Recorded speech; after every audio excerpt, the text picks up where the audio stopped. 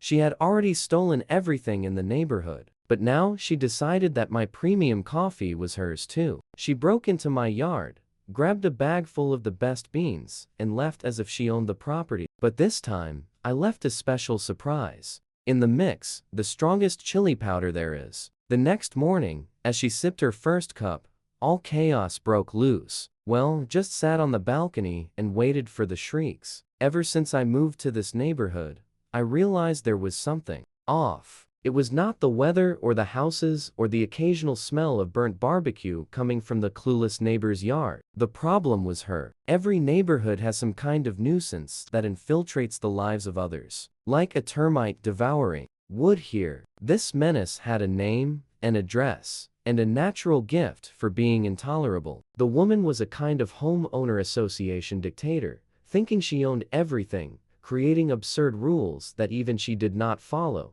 and apparently deciding that other people's things were hers too. And that is how my coffee became the latest target of her greed. I have always been a coffee lover, but not that supermarket junk ground for months and sold in dubious packets. I am talking about real coffee, picked and roasted just right, with an aroma that could wake anyone from a coma. It was a passion. I grew my own coffee trees, picked the beans by hand, dried them in the sun, and roasted them to excellence. A sacred ritual. And apparently, this woman thought she had a right to participate. It all started with small clues. One day, I noticed that the amount of grain drying on my balcony was strangely less. I did not pay much attention. I thought I might have miscounted. But then it happened again. And again, the stock seemed to shrink little by little. Small handfuls disappeared without reason, until one day I caught the thief. I was in the kitchen eating my breakfast when I saw a suspicious movement through the corner of the window. A silhouette,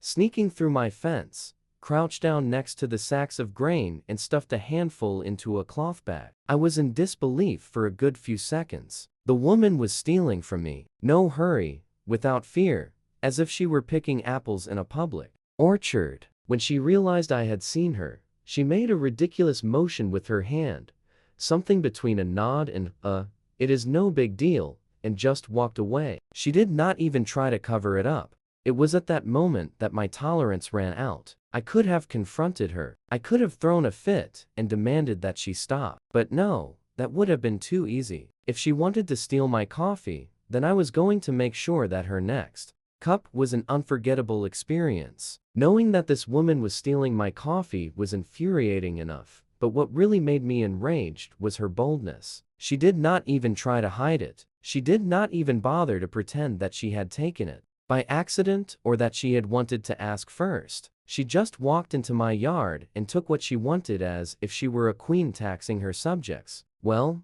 if she wanted to act like she owned the farm, then I was going to make her feel part of the harvest. And that is when I had the plan. I went to the pantry and started experimenting with the spices. The plan had to be simple but powerful. I wanted something that would not arouse suspicion, but which, at the right moment, would turn her breakfast experience into a real nightmare. And the answer was right there on the shelf. Cayenne pepper powder. For those who do not know, cayenne pepper is no joke. Not only is it strong, but it spreads throughout your mouth in seconds. A pinch makes any food taste like molten lava. Now imagine a generous dose mixed with ground coffee. With a smile on my face, I prepared a small special batch and left it drying in the same place as always. Now, all I had to do was wait. And I did not have to wait long. The next morning, I woke up early and peered out of the window, waiting for the coffee thief to make her morning visit. And there she was. Impeccable hair,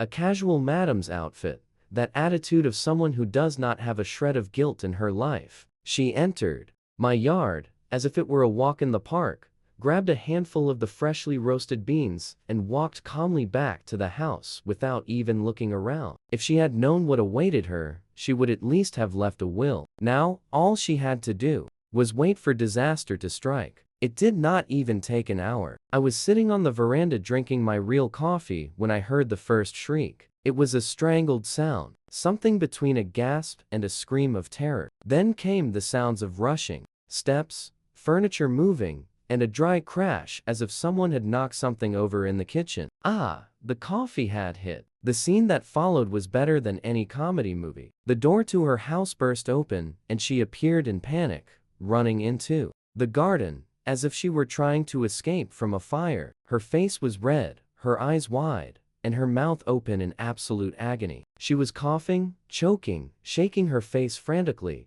as if that would relieve the sensation of having consumed a cup of liquid fire. And then came the icing on the cake. The woman ran over to the garden hose, turned it on full blast, and shoved her face straight into the water. I swear I nearly choked on my own coffee from laughing so hard. The neighborhood was in shock. Some people stopped to look, others pretended not to see, but nobody asked anything, because, after all, nobody there liked her. She stood there for a while, taking an impromptu shower of misery, until she finally walked away, soaked and panting, looking around as if trying to find out who was responsible for it. And that is when our eyes met, me sitting calmly on my balcony holding my cup of coffee, she looking like a wet dog after a disaster. Her expression was hilarious. I just raised my mug, made a little gesture in the air, and took a sip of my coffee. The real coffee. Coffee without pepper. Now, it remained to be seen whether she would have the guts to try to get even. If she had any intelligence at all, she would have accepted defeat, got on with her life, and learned that stealing other people's coffee can end in suffering. But no, that kind of person does not know how to lose. She could not just admit that she had messed up. She had to get payback, and I found that out the hard way. After the pepper incident, Karen disappeared for a few days. No drama in the street. No complaints about homeowner association rules. No sneaky presents hanging around my yard. But I knew it was just the calm before the storm. And the storm came. One fine morning, I went downstairs to make my coffee and smelled something strange in the kitchen. A recognizable smell, but one that should not be there. The smell of burning. I immediately went to the place where I kept my beans. And then I saw the ruin. Someone had poured water all over my supply. My coffee was destroyed. The only thing worse than a thief is a vindictive, dumb thief. It was obvious that it was her. After having her mouth turned into fire by my little trap, she decided that the best way to get revenge was to sabotage my favorite thing. Except that she forgot one small detail. I am not the type to take the loss. She wanted to play dirty. Fine. So let us see who wins in the end. Revenge had to be flawless this time. I could not just wait for her to fail. Now, I had to make sure the lesson was final. And that is when the brilliant idea came to me. A memory came to mind. I once overheard one of the neighbors commenting that Karen had an insane stock of imported coffee capsules. Those pricey machines that make coffee at the touch of a button without the need to grind beans or anything. Pure luxury. And you know what else? She kept everything in a storage room in her backyard. In other words, a place extremely easy to access. I was not going to steal anything. I was not going to damage anything. I was just going to make sure that her next coffee was an even worse ordeal than the last. The next morning,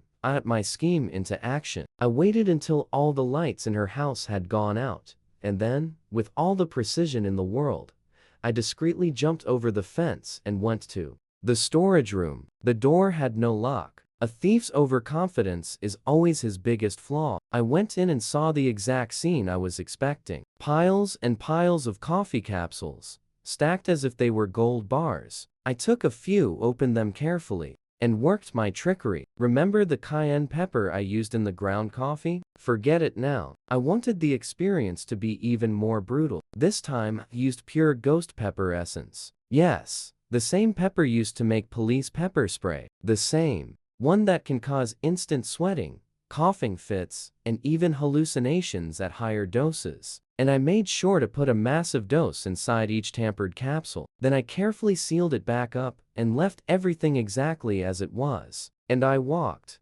out of there as if nothing had transpired. Now, all I had to do was observe. Chaos erupted. The next day, I was already awake drinking my coffee, the new batch that was now under protection, when I heard the first shriek. This time, it was not just a gagging sound. It was a real scream of agony. I looked out of the window and saw the scene. The woman ran out of her house looking like she had been hit by a flamethrower. Her face was as red as a tomato, sweating as if she had run a race in the desert. She stumbled, grabbed her neck, tried to spit, but it was too late. Whatever was in the capsule she took was already taking full effect. And then, the magnificent part. She ran straight to the swimming pool at her house and dove in. Yes, with clothes on and everything. She jumped into the icy water like she was trying to put out an internal inferno. And what about me? I was sitting on my balcony holding my cup of coffee, trying not to laugh too loudly. Several neighbors came out to see what was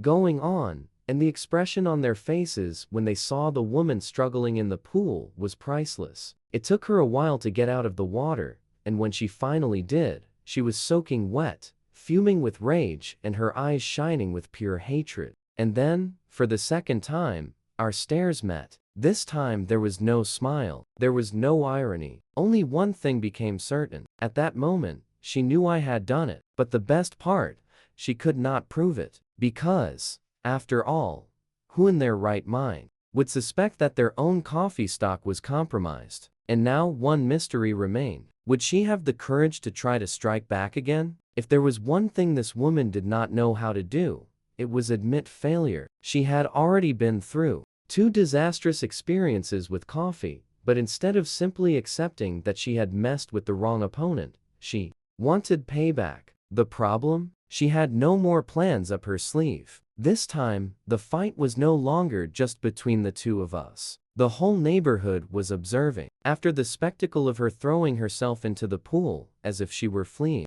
an internal eruption, people started to whisper. The woman who spent her days criticizing everyone who loved being the boss of the neighborhood was now the punchline of jokes. But the icing on the cake was yet to come. The first thing I noticed was that for the first time in years, she had stopped patrolling my yard. She no longer walked past the front of my house, did not peek over the fence, did not make excuses to stop and have a glance. That should be a relief, right? Wrong. Because if there is one thing that concerns me more than an annoying nosy Karen, it is a silent Karen. So I started to brace myself. After all, people like that do not give up easily. And I was right. The next night, I woke up to a peculiar noise outside. I got out of bed, went to the window, and saw a shadow lurking in my yard. She had come back. I did not know what she was trying to do, but one thing was certain, it was not harmless. She was crouching by the balcony,